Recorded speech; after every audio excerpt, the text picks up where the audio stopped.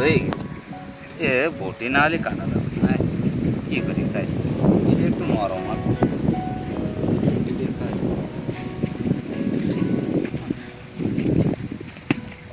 আব্বা এনে তাল খাচ্ছাও? এই তুই স্কুলে গেছিস না আজকে?